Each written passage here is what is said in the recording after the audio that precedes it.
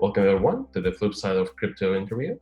And today we have a very special guest. He is the founder of Animoca brands, Yat Siu.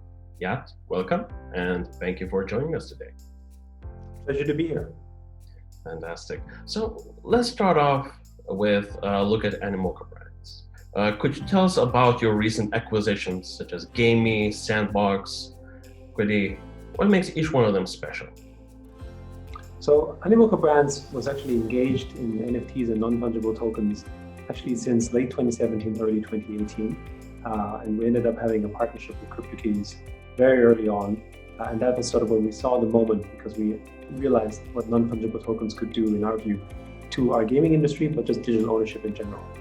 And so what we ended up doing was we thought that the best way perhaps to bring on adoption was, instead of necessarily just building everything from scratch, was actually to work with companies who already had an idea about what to build, already had customers, already had gamers, but maybe didn't know how to quite go on blockchain properly, or maybe didn't have the capital to support it.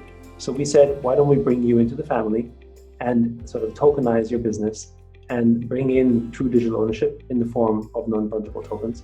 And that's basically why we ended up doing a series of these acquisitions and bringing them into the Animoca Brands family. So obviously Sandbox was one of the first ones. That was in actually late 2018. And obviously today it's become sort of, we think, a pretty good success so far, and things are moving along, both with the Sand token and the land sales.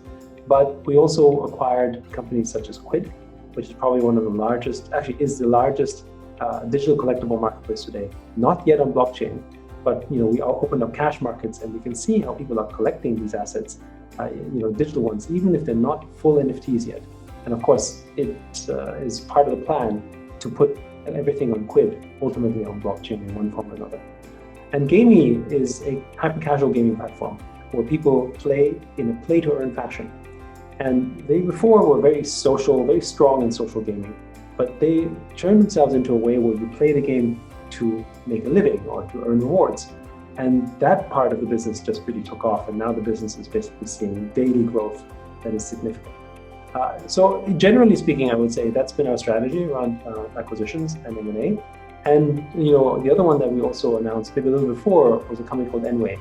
They do the WWE game, Power Rangers, and most recently Battlepalooza, and a whole bunch of things. And of course, our own studio in Hong Kong is sort of focused on the Rev token with F1 Delta Time. So exciting. And what I wanted your opinion on was the general vision of what does a project have to have in order to succeed in this market. So you're picking and choosing projects that you should acquire to become a part of the family, so to speak. And right now, what are your criteria? What are you looking at in order to say, yes, this will be a successful project? So a few things, right? I mean, one of them relates to sort of maturity of product. So an example, for instance, actually a token we had recently launched called Tower. And Tower is part of a game of ours called Crazy Defense Hero, which is a tower defense game, hence Tower.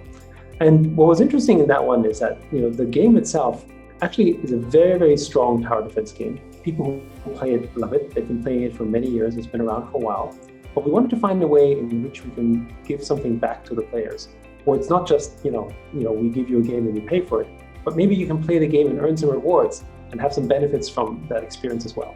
And so that's how we came up with the design of Tower. So this is an example of doing it with gaming content that we think is very strong, has a good community, and has solid gameplay. That's one angle. The other angle would be around how do we bring in people who sort of might like the NFT story from a user acquisition standpoint and from a sort of a market fit standpoint. So another company we acquired maybe just a few months ago is Limpo. And Limpo may not seem like an obvious fit because they were obviously initially a health and fitness related sports token, which struggled a little bit, frankly, because the tokenomic design at the time had some gaps in it. And it also was a little bit of a vestige of the sort of 2017, 2018 sort of ICO hype at the time. So in and of itself, perhaps not an obvious fit. But what we saw in Limpo was, many token holders, tens of thousands of token holders who were interested in health and sports and fitness. Obviously, the traditional model that they were in, the earlier model, wasn't working. But we thought, what if we offered to them the ability to have NFTs, because we recognized that most of the Lippo users didn't even know what an NFT was. So in that sense, it ended up being a user acquisition campaign for us. And promptly, after sort of communicating the business space and everything, we saw that there was appreciation for the token, which sort of improved, but also that the community got excited and understood because we were doing sports NFTs and they were sports fans. So it was a good customer sort of connection fit. So when we look at an acquisition, we don't specifically just look at sort of a one size fits all, because this is blockchain, this is crypto. No such thing as one size fits all. We look for the opportunity that is there, and obviously for the appropriate price as well. I mean, if it's expensive or we can't afford it, we won't do it. But in the case of these two acquisitions, we specialize in some specific areas. Quid, for instance, had a big digital collectible marketplace. Some of the best brands like Marvel and Disney and Game of Thrones, and Star Trek. It was all there already. So in that sense, it felt like a pretty obvious fit. But it had some challenges and required us to sort of put in capital to sort of make it work at the time. And Gamey, was at the time pre-revenue type of business, but with lots of users. So they had proven that they knew how to make people play games, but they didn't quite know yet how to make revenue at that point. So they all had gaps. None of them were perfect, of course, right? No such thing, right? Because if they're perfect companies, then why are we needed? How do we add value? What can we do, right? I mean, that's great that you have a perfect company. You don't need us. Where we specialize in, I would say, is that we look at the areas that the companies can really use, and we then try to hone in and fill in the gaps. And I think, as I may have just demonstrated, each of these companies had unique gaps, which we were able to support. Yeah, and basically, so Animoca brands in the next 5 years, for example, will continue on this facilitation role of picking brands that have a shot at the mainstream success and nurture them to achieve that, basically. Well, with IPM brands, that's an obvious angle as far as we're concerned. We see a benefit in combining collectible experiences and sort of valuing the scarcity of this together with gaming. Because now with NFTs, I can play a game and I can have fun with the game. But maybe I also want the asset just because I love the asset, or just because I have a connection with that. So you're not really required to have to sort of only focus on the gameplay or only focus on the asset or the collectability. Right? You can actually create multiple multi-dimensional experiences because NFTs allow for that. So I think that's a big area there where we're trying to approach it differently. We have our own studios, like F1 Delta Time with Rev, that is developed in-house, for instance. So it's not just working with third-party studios. The space is also young. There's so many new ideas, so many new things that one can do. There is no formula, I would say. Even companies we're investing in, like Axie Infinity, for instance. Those companies are also innovating in their own way, creating new things that we're learning from just observing them as well and collaborating. So there's multiple ways and multiple things. And if you ask what's going to happen 5 years from now, actually I couldn't tell you, right? Because the space literally changes every day. And if you amplify that in a week or 2 weeks, certainly in NFTs recently, 1 month feels like 2 years right now. Yeah, definitely. I can feel gray hairs already. And what about the NFT space in general, though? It seems as if it's the Wild West right now. Would you agree with that sentiment that there's a lot going on? So I think non-fungible tokens, what we're seeing right now is an explosion in growth because of the base in which it started. Last year, the approximate number of people who own NFTs was around 150,000. That's it. And probably the number today might be closer to 500,000, maybe 600,000, 700,000 people. So what we saw in a period of less than a quarter is an amplification of growth that is probably 3 to 4 times. So it seems unbelievable in terms of how much people are spending, how much money is coming in, all that stuff that's happening. But when you consider the size of the NFT market before, which was not small, given that there were only 150,000 people there, and then you multiply that by 3 or 4 times, and then you have these big numbers. Actually, from our perspective, that doesn't sound that crazy anymore in total terms. Of course, I think the Beeple auction will probably end in, possibly well over $10 million. And if that's the case, that would be an extraordinary price for that piece of art and well deserved perhaps. but outside of one sort of individual items like this, broadly the market is up. We think is a signal of the fact that more people have entered the non-fungible token space. So that's kind of where I see it. And in terms of the sort of, is it the Wild West?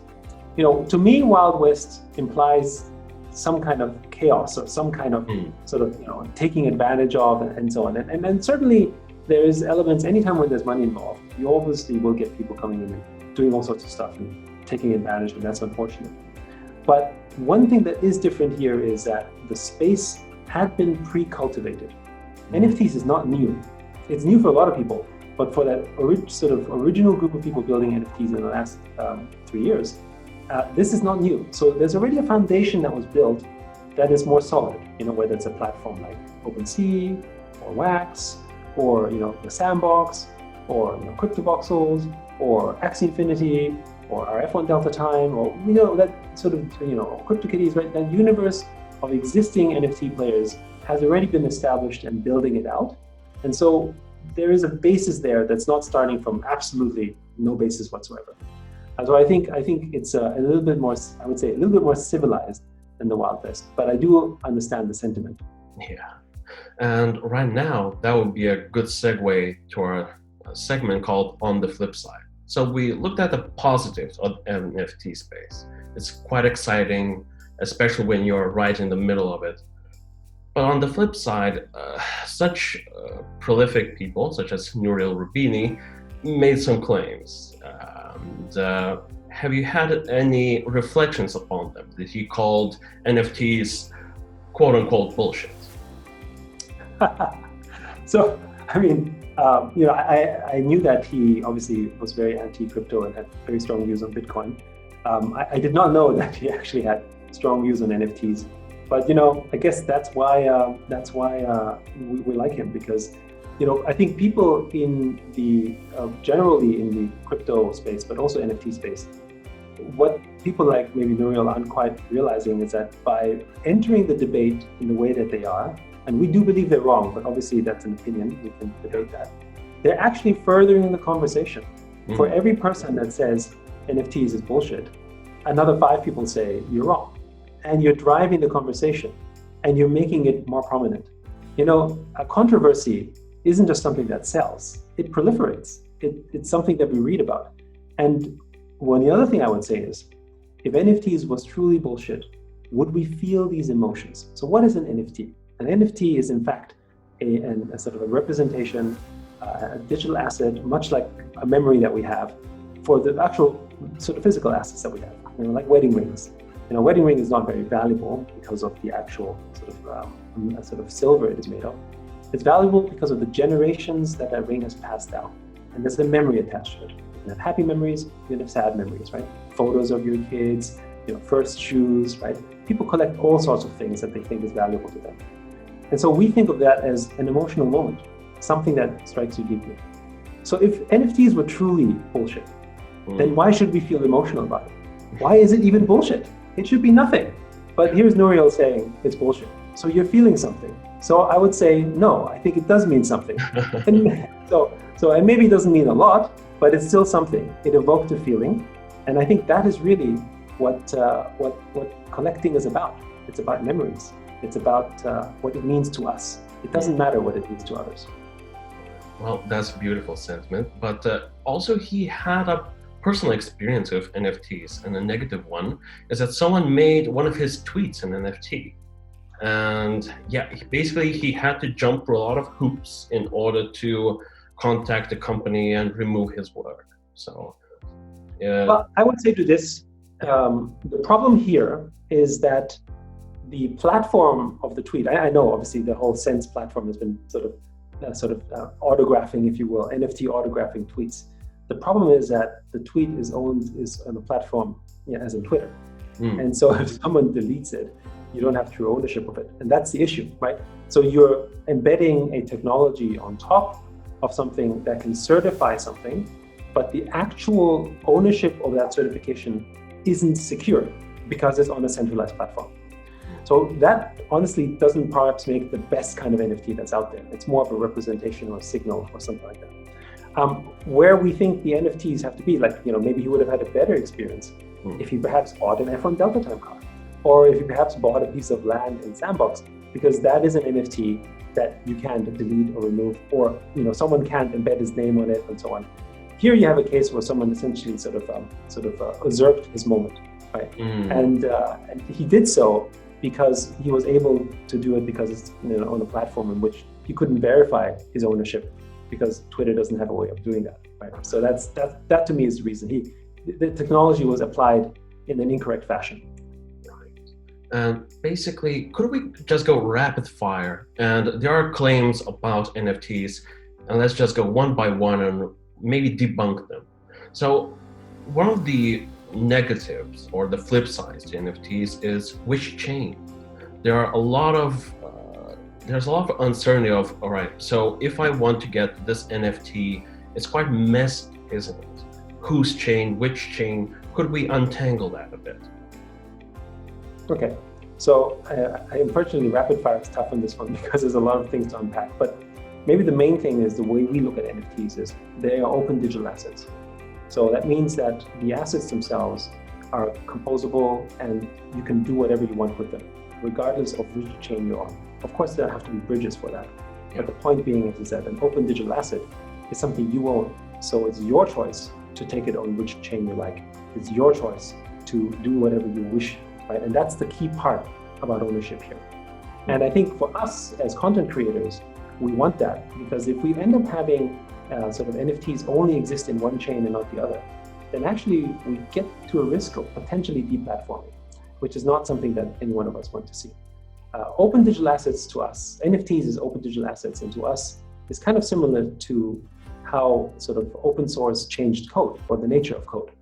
And we like that idea that people can change their assets any which way they like because they owned it.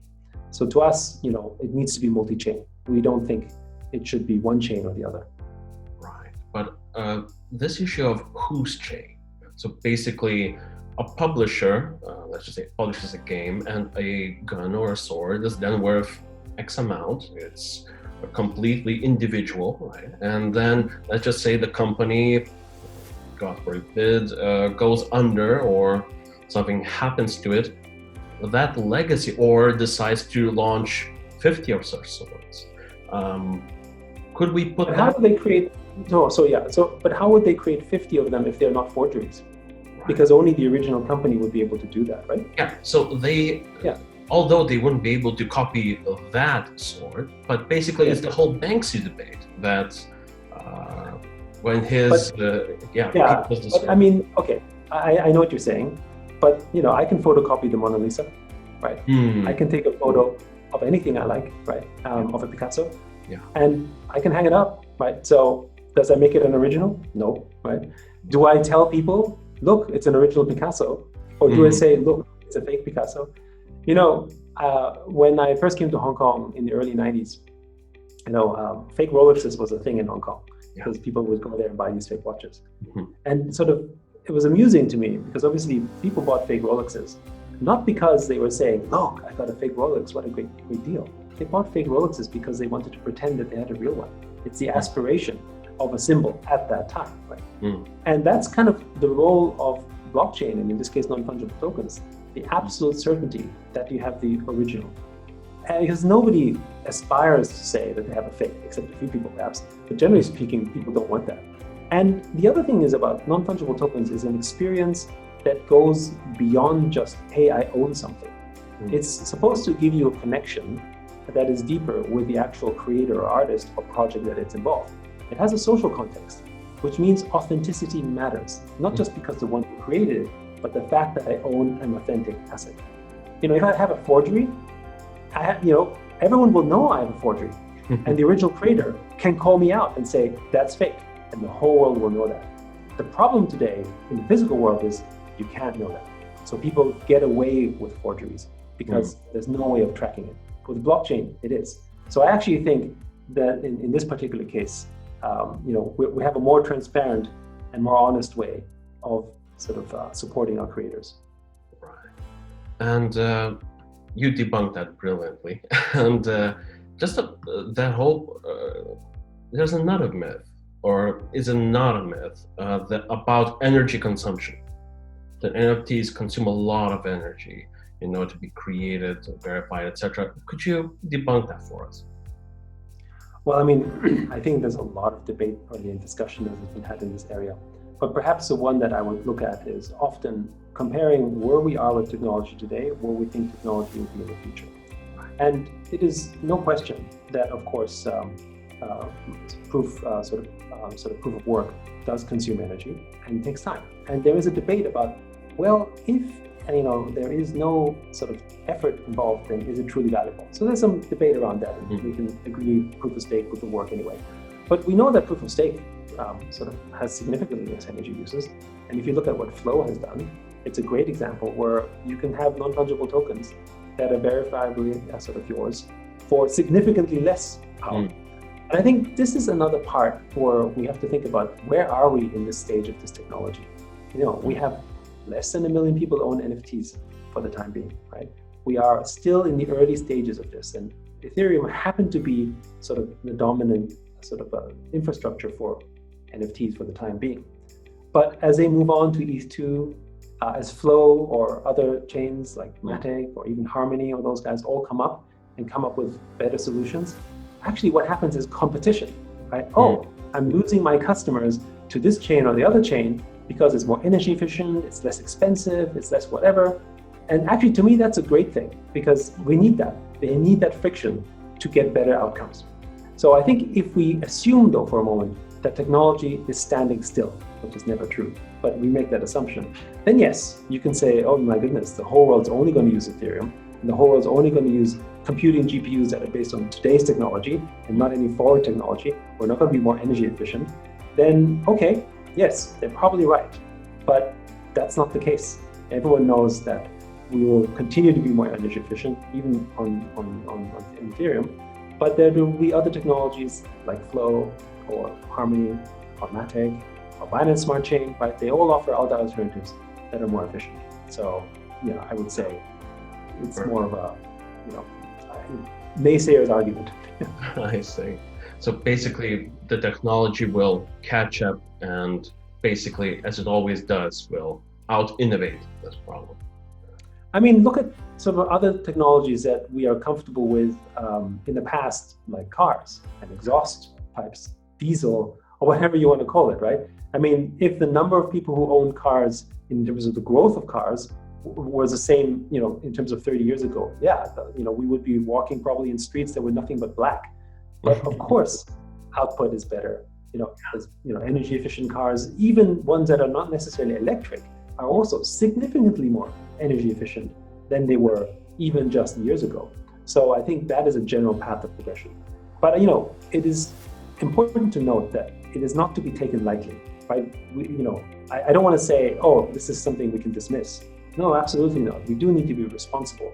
We do have a responsibility to our environment, but we need to be optimistic about making it happen, not saying no, right? I think technology issues are solved by technology, not by reducing it or removing it.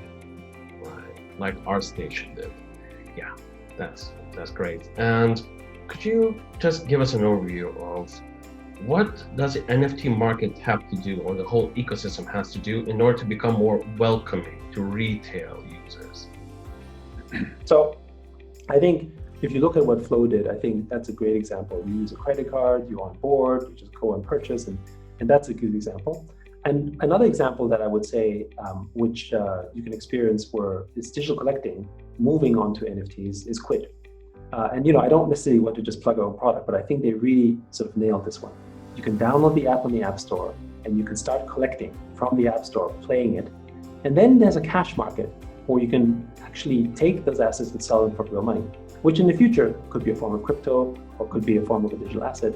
And that sort of friction and that connection between a free-to-play model that happens on the mobile phone, like a game, and then the money market that is sort of maybe on the website, or even also inside the mobile app experience where you can use cash for value for work that other people have done. To me, that's a very elegant approach. I challenge everyone to go and download the Quid app and then start playing and collecting, and you can collect within minutes. And I think that is an area where the friction is even less because I can do so in a free-to-play manner. which even in a platform like Flow, I still have to buy a pack. But of course, the packs, the NBA Top Shot packs are very valuable. So definitely everyone wants to buy one. But I think that's, there's still ways away in which you can improve it, but players are already doing that today. So I think we're almost there. Fantastic. So that was brilliant. And one last question. What is your favorite game? Well, I mean, first of all, I'm a big fan of our own games. Right? I have to say that when we first saw the game design of F1 Delta Time, it was like, well, that was a strategy game and there's a racing component. But what got me really interested in this actually intellectually as well, and our players, is how deep it got, because of DeFi, because of staking, because of the sort of meta aspect of ownership and all you can do with that. So it almost took a life of its own. And I started realizing that I actually started to get a more direct relationship with my assets. And that's one of those things that you only really get if you can have a sense of ownership of these assets. You won't have a relationship with them. And what surprised me perhaps was the strong sense of ownership of my asset, to the extent I said, that's my car and I don't really want to sell that one. I had some kind of relationship with that. So I think that's obviously one element of that. Currently, I'm playing a lot of WWE, which is also one of our games by Enway. So if you like sort of the wrestling combat type of games, they do a pretty good job. But yeah, I mean, I think I don't play that much sort of games. I mean, obviously WWE isn't yet on blockchain, but I'm sort of generally playing games that are sort of in the blockchain space, primarily because that's the future, and I don't really want to go back to sort of spending time on something that has little value.